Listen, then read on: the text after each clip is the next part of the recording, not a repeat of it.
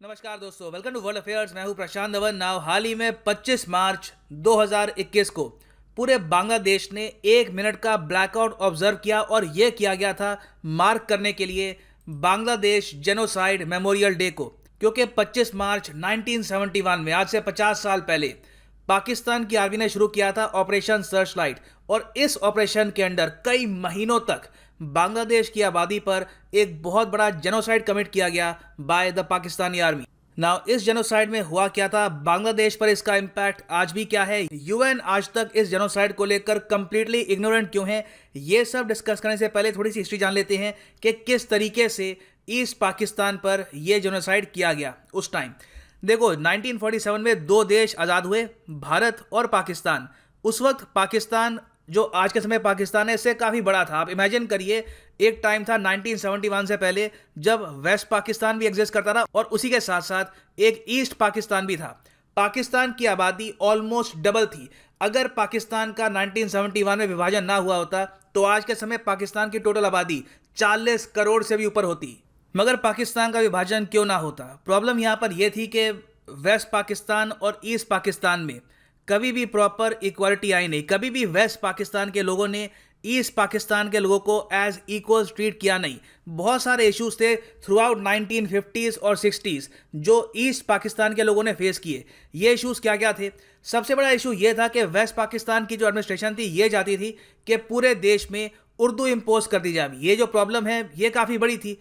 जो ईस्ट पाकिस्तान के लोग थे, ये लोग ऑब्वियसली नहीं चाहते थे कि बंगाली लैंग्वेज यहाँ पे हटा दी जाए और उर्दू यहाँ पर ज़बरदस्ती इम्पोज करी जाए। ये एक बहुत बड़ा मुद्दा था। उसके अलावा एक इशू यहाँ पर यह भी था कि जब भी पाकिस्तान के पास फंड्स आते थे यूएस की तरफ से या फिर वर्ल्ड बैंक की तरफ से या फिर किसी और सोर्स से, तो इमीडिएटली जो भी ये फंड्स थे फॉर बिल्डिंग इंफ्रास्ट्रक्चर, ये स्पेंड करते थे ये वेस्ट पाकिस्तान पर। ईस्ट पाकिस्तान में जो गवर्नमेंट स्पेंडिंग थी वो ना के बराबर थी, इवन दो इनकी आधी आबादी रहती थी इन ईस्ट पाकिस्तान। फिर एक मेजर इशू ये भी था इन्फ्लेशन का। हमेशा ये देखा गया कि चीज़ों के दाम वेस्ट पाकिस्तान में काफ़ी कम थे, वेरएस ईस्ट पाकिस्तान में जो कमोडिटीज़ हैं इनके दाम हमेशा ऊपर रहते थे। महंगाई एक बहुत बड़ा इशू था between east Pakistan and west Pakistan.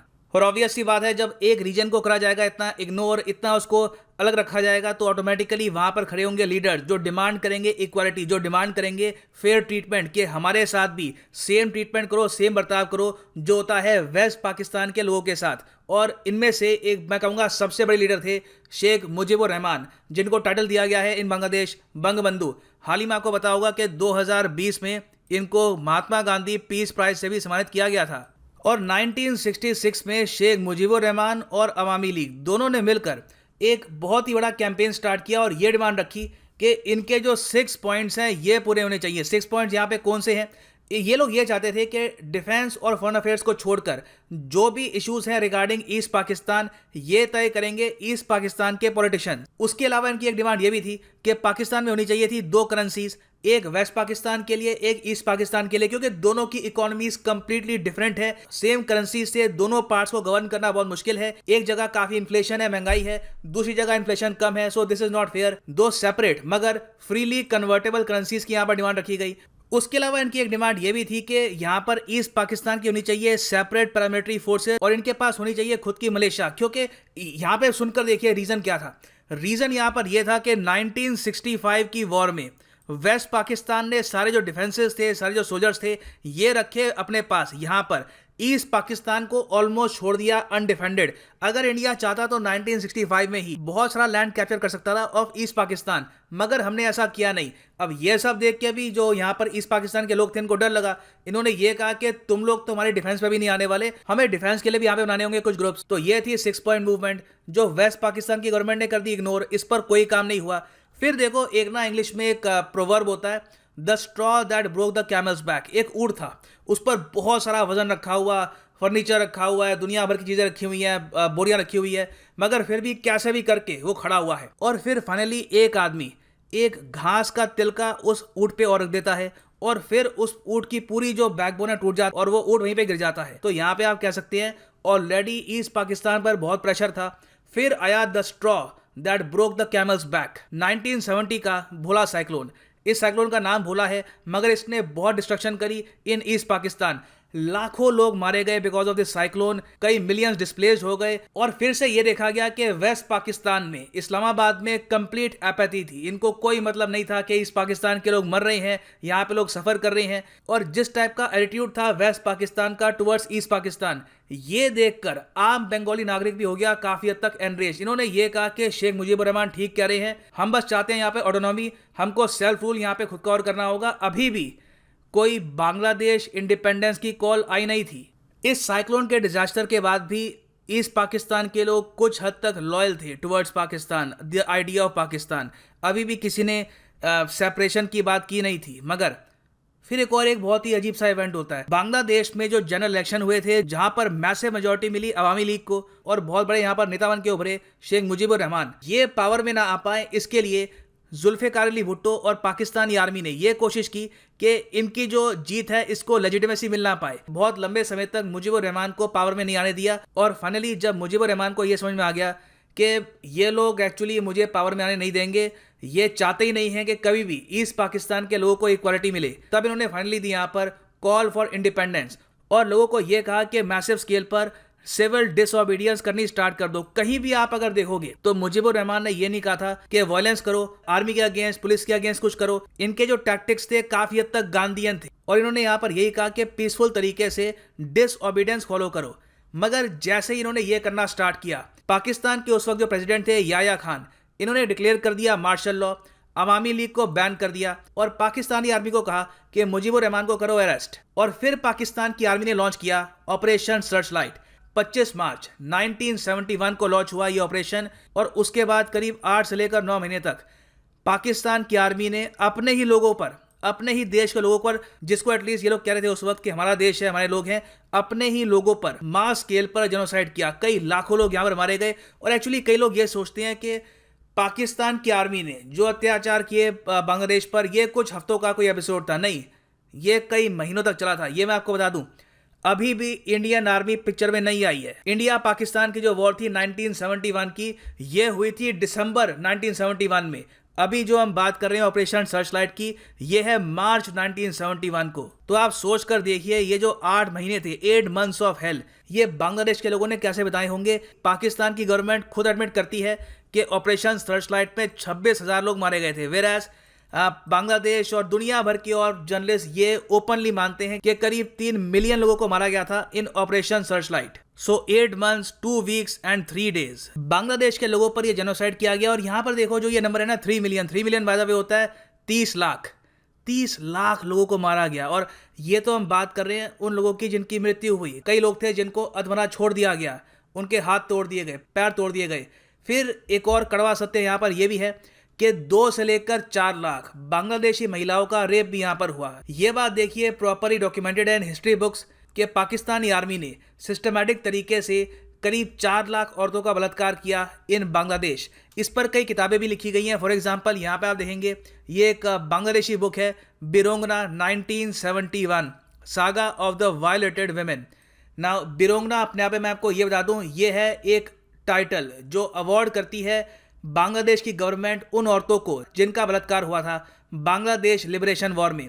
Sheikh Mujibur Rahman जो बाद में प्रेसिडेंट बने जब बांग्लादेश आज़ाद हुआ, इन्होंने अपने पहले दिन में यह कहा था कि give due honour and dignity to the women oppressed by the Pakistani army. और इन्होंने यहाँ पर यह भी कहा कि जिन औरतों का यहाँ पर हुआ है बलात्कार, ये इनकी डॉटर्स हैं, ये इनकी बहनें हैं और बांग्लादेश के लोग इनको एक्सेप्ट करेंगे। मगर रियलिटी देखो कुछ और थी। इन औरतों के साथ बहुत खराब हुआ बाद में। इनमें से कई औरतें जब अबॉर्शन के लिए गई तो सिंस उस वक्त बांग्लादेश में प्रॉपर हॉस्पिटल्स थे नहीं, मेडिकल स्टाफ इतना ट्रेंड था नहीं, तो कई ये औरतें अबॉर्शन के टाइम में मारी गई।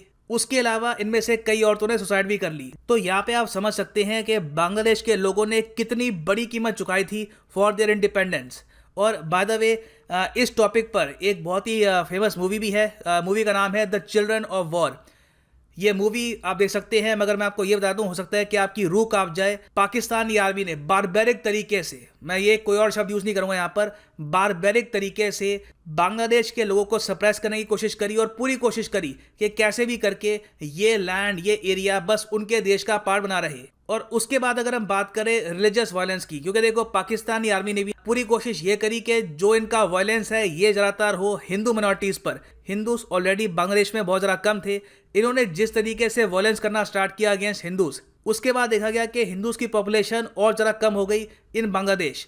मास स्केल पर हिंदूज को यहाँ पे मारा गया। और इस टॉपिक पर एक्चुअली ये किताब भी है, ये किताब भी आप पढ़ सकते हैं। पर्सनली मुझे ये किताब बहुत पसंद आई थी, एक पुलित्जर प्राइज फाइनलिस्ट बुक है। किताब का नाम है द ब्लड टेलीग्राम। इस किताब में यही बताया गया कि उस वक्त के यूएस प्रेसिडेंट रिचर्ड निक्सन, उन तक भी ये बात पहुंचाने की कोशिश करी गई कि बांग्लादेश में एक जेनोसाइड हो रहा है, मगर इन्होंने भी कंप्लीटली इग्नोर कर दिया इस फैक्ट को कि इनका एलाइड देश पाकिस्तान, एक ऐसा देश जिसको ये हेल्प कर रहे हैं इस वॉर में, ये एक ह्यूज जेनोसाइड कमिट कर रहा है on the land of Bangladesh. और इसलिए आप ये देखोगे कि बांग्लादेश में कभी भी कोई, मैं कहूँगा पॉपुलर लीडर या फिर कोई भी एक पॉपुलर इंसान ये नहीं कहेगा कि बांग्लादेश को रीयूनिफाई होना चाहिए विद पाकिस्तान।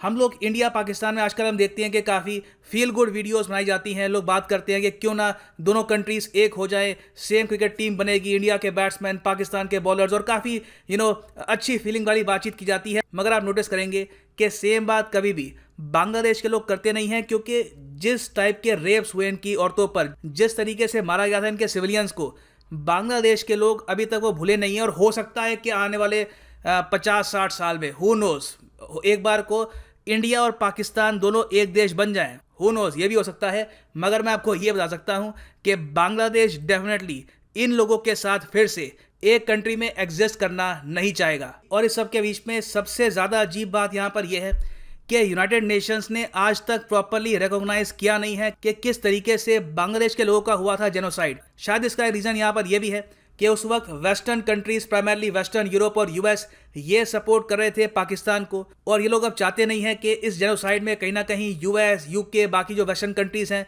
उनका भी नाम आए। खैर, ईदर वे यूएन ने बहुत ही अजीब तरीके से कभी भी रिकॉग्नाइज किया नहीं है 1971 जेनोसाइड को। और यहाँ पे आप कह सकते हैं यूएन का ये काम है।